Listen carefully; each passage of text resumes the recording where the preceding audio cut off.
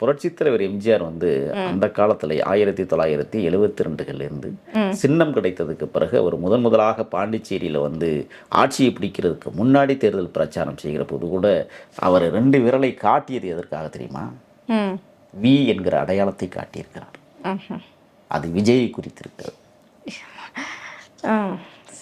வெற்றியை குறித்திருக்கிறது.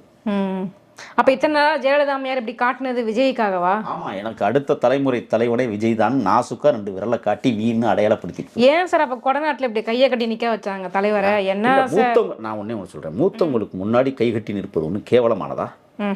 இல்ல சொல்லுங்க, நீங்க சொல்லுங்க. இல்ல மூத்தவங்க காலில் கும்பிட்டு விழுகிறது கேவலமானதா? அதுக்காக போய் அம்மையார் சசிகலா காலில் கும்பிட்டு விழுகிறது எப்படி ஏற்புடையதா இருக்க முடியும்? அது ஒண்ணு இருக்குல்ல. ஒத்த வயசு உடையவர்களே, சமமான நிலையில் இருக்கக்கூடியவர்களே போய் சமமா நாற்காலியில இருப்பவர்களுக்கு கீழே காலில் விழுகலை எங்க தலைவர். கையை கட்டி நிக்க. இப்ப உங்களுக்கு முன்னாடி நான் கையை கட்டிட்டு தான் பேசினேன். அதுக்கு காரணம் என்னன்னா, உங்களுக்கு கொடுக்குற மரியாதை. ஐயோ, நான் கொடுக்கலையா?